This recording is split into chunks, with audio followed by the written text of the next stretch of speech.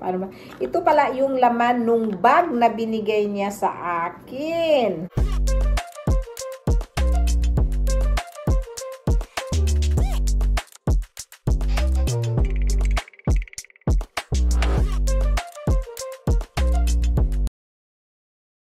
Kalabs! Hello mga kalabs! Samahan nyo po ako. Andito tayo sa laundry natin na napakadaming laundry na ito pala yung sandalit. Ilalagay natin itong ating dito sa ating camera holder kasi parang hindi siya mahulog sa ating kangkangkung ka. Ayan po. So ilalagay natin siya sa ating camera holder. So ayan po mga kalabs, maglagay lang tayo ng mga labahin din na itim. Isama na din natin yung mga itim na labahin dito kasi mayroon tayong labahin. So para malabhan natin, so na yan, dami kong itutupi, ang dami kong so ito talaga yung buhay natin dito sa Finland na wala tayong nalagay ko ba yan? Hindi yata. Ayan. So, ayan, maglalaba ako. Tapos, yung iba naman, may mga kortina ako. Hindi ko alam kung saan ko ito pinagagamit noon. So, pwede natin itong gamitin pang decoration later on. Ayan, nasira pa. Ayan. May bakit ito nasira? So, ayan, diba? Pwede natin itong ilagay doon sa labas at gawin natin. Sira, tingnan mo. Gawin nating, halimbawa, yung yung pang-decorate sa labas. Ayan. So, ang dami. Tapos, ito namang ibang mga kortina. Tingnan mo, pula. Ayan, malaki pula. Tapos, may violet din tayo. Ayan. So, dami natin kortina. So, ang gagawin natin ito, ikip lang natin ito. Kasi kailangan natin ito minsan. We never know. Hala, may karayom pa dito, Ayan. So, nagka-mix-mix na kasi ito nung nag-impake kami dahil daming tumulong. At kung sino-sinong tumulong, yung pinaglalagay na lang nila kung saan-saan. Ayan. So, ayun. Ang dami. Para din tayong nanalo ng loto. Ito pala yung hinahanap ko minsan. Sabi ko, saan yung white ko? Dito pala. So, naiwan siya sa tindahan yung mga time na nandoon pa tayo. So, yun lang mga kalabs. At ako mamaya, mag-continue akong mag-vlogging. I-continue pala natin ang ating vlogging. So, ano ba itong, galing ito, binigay ito ni Diana sa akin. So, alam ko na-receive niya ito. And then, binigay niya sa akin nung for good siya sa Pilipinas. So, thank you Diana. Thank you Diana for the gift. Ayan, so, bubuksan natin. Ito, matagal na ito at nakalimutan ko. Ngayong naglinis ako, sabi ko, ano itong bag na ito? So, nakita ko siya ngayon. So, paano ba ito buksan? Naalala nyo ba si Diana nung, nandoon na kasi siya sa Pinas ngayon. So, iniwan niya sa akin ito. Paano to buksan? Ayan. So, dahan-dahan lang natin to buksan. At saka, nakalimutan ko talaga itong buksan. Pero yung isa ay nabuksan ko na. So, papakita ko na lang sa inyo. Ayan. A gift. Ayan. So, ang talaga ng pagkabalot niya. So, thank you so much. Tapos, ayan. Hindi ko pa to nakita ha. So, tingnan natin anong laman nito. Thank you, Diana. Thank you, Yang. So, visit her. Lala. Ayan. Ang ganda niya. You see? Ang ganda niya from, sana ba yung eyeglass ko?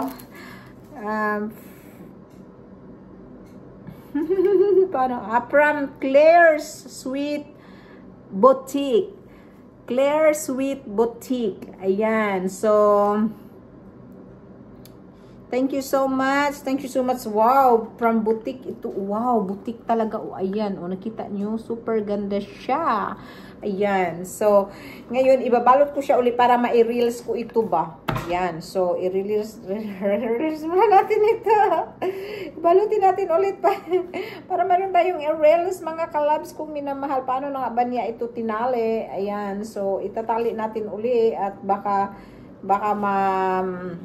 ayan. So, paano na nga ba yun? Hala, ang hirap pala nito ibalik. So, paano ba ito ibalik? Ayan, kung paano ito ibalik sa pagtali. Ayan, kumusta kayo mga kalabs? Ayan, dito ako sa bahay ngayon pero sobrang sakit ng likod ko, na overwork ako kahapon. But anyway, I'm on the good ano na yan. So, ibabalik natin ito. Ayan.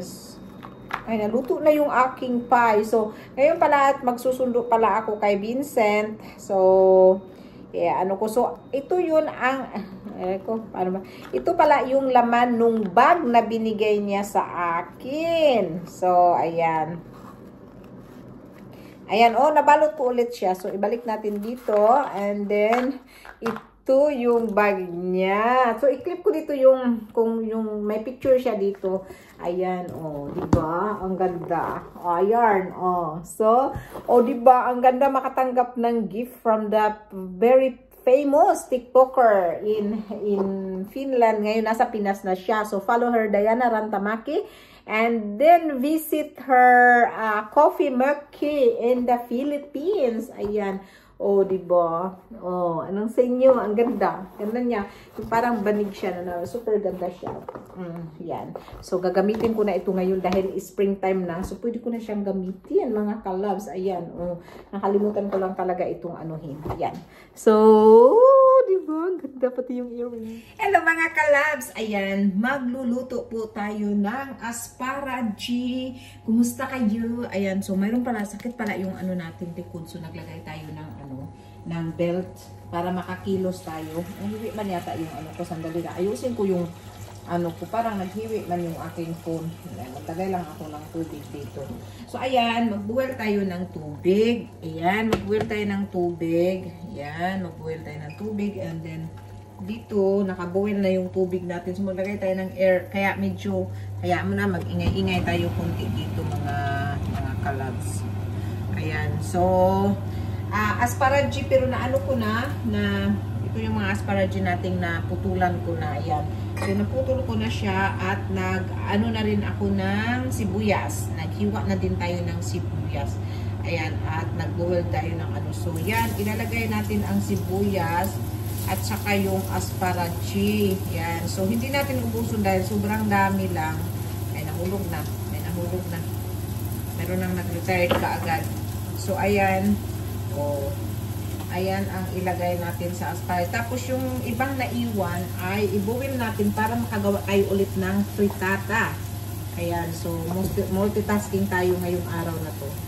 Ayan, so boil natin yan. Ayan. So, ayan, ito yung kaldero ko na mayroong sibuyas at saka oil. Ayan. Ngayon, ang gagawin natin dyan is, i-mix lang natin ito. Ayan. Mix lang natin ito habang maluto silang dalawa. Ito naman ay madali lang yan maluto. Tapos ito namang tubig. Ayan, pagdagan natin ng tubig.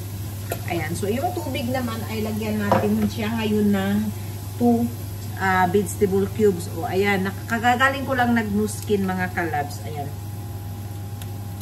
So, lalagyan natin siya ng 2 cubes. Ayan, 2 cubes. Yan. Lagyan natin siya ng 2 cubes, mga kalabs kung minamahal. Ayan, so ito naman ay So, ganyan lang ang ating, lulutuin lang natin itong ating tapos, lalagyan natin siya ng butter. Butter, yan. Yung ating sibuyas at saka onion and asparagus. So, lutuin lang natin yan. Ayan, ang ating So,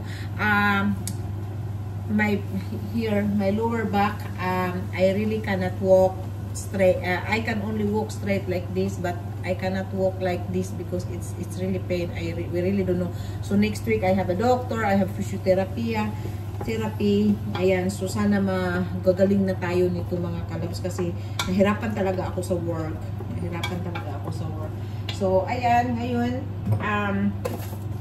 ito pala yung nilagyan ng tripod nung naka-vlog ko kahapon. Kahapon ba yung nag-vlog tayo? So, ito pala, dito yung ating mga bio waste. Ayan, so dito natin ilalagay. Kasi noon, all mixed kami, pero ngayon, nag-change na siya. So, ang mga bio ay iba ang lagyan at iba ang lagyan ng mga normal garbage. O, diba? So, maano na talaga dito sa Finland. Stricto na talaga sila sa lahat ng mga, ayan.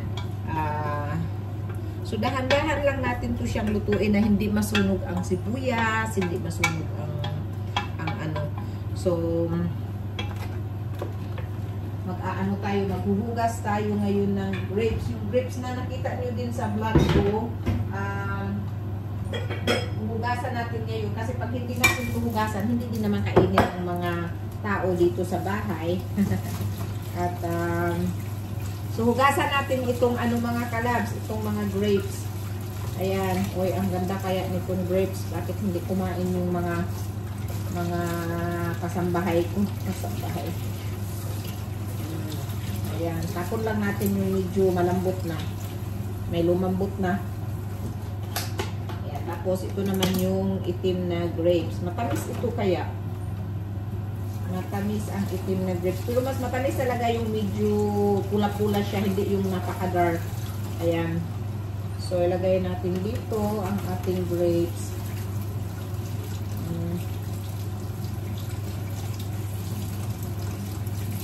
Yung sponsored by the market. Ito, by the market. Ayan. So, ayan lang. Ayan ang ating diba?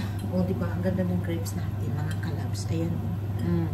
Ito yung na-free natin. Yung nakita nyo sa previous vlog ko. Ayan. Hindi pa yan nahugasan. So, itong asparagus, dahan-dahan natin siyang lutuin. Mahirap po maka-go down. Hirap mag-go down. So, ayan mga kalabs, ito na po yung ating risotto. Ayan. So, nilagyan natin siya ng butter and then lalagyan natin sila itong sauce na ginawa natin. So, mayroon yan siyang vegetables cubes. At kung vegetarian kayo, ay ang sarap nito. Hindi nyo na kailangan masarap talaga ito. So, ayan yung ating face. Makintab yung ating face. So, inaano ko lang ito, yung niluluto. Tapos, ngayon, ang gagawin natin is, lalagyan na natin siya ng, yung holder ko na nahulog. Kaya hindi ko na lang siya i-holder. O, ayan ang nyo. So, ngayon, naano ko na ito. Lalagyan na natin. Tingnan nyo, paglagay ko nung soup na ginawa ko. Tapos, ilagyan ko siya ng butter. Ayan. So, O, ayan. O, diba? So, yan po yung kalabasan niya. Yan, so nilagay ko na po yung Ngayon, ang gagawin natin ito, dahil pressure cooker ito, so iaano lang natin siya, i-close lang natin siya. Yan. So, dahil ay, ayan. So, tapos, pag nalagay mo na yan, taasan mo na yung para mabilis siyang mag-boil. And then, hintayin na lang natin siya na tapos 10 minutes lang. Tapos na yung food natin. So, anong oras na ngayon is 12:15. So, in 25, bubuksan na natin siya. So, habang ako na hinihintay natin itong maluto. Ang gagawin natin is, ako'y kakain. Kasi meron pa akong kanin. Meron pa akong chicharon. So, yun lang talaga ang uulamin natin ngayon. Ayan. Ano na siya, tumaas na yung, may pula siya dyan, natataas na, ibig sabihin okay na siya. So, babaan natin ang ating fire. Ayan, so in 10 minutes, ready na ang ating risotto with asparagus. Ayan, yan yung kalat natin. So, magliligpit din tayo mamaya niyan. Diba mga kalabs? Yun, tapos, ngayon, meron pa kasi tayong chicharon dito. Meron pa tayong chicharon. Ayan, chicharon. Sarado natin ito. So, ito palang ano namin ay isisarado namin. Pindutin lang namin itong parang ano dito. Yan. Magko-close na yan siya. Charot. Di ba? So, magliligpit din ako ng karat mamaya. Di ba? Ang sarap talaga nitong chicharon na ito. Na aking iyan. Yun. Kung gusto niyo akong samahan kakain, sama din kayo ng kakain ako.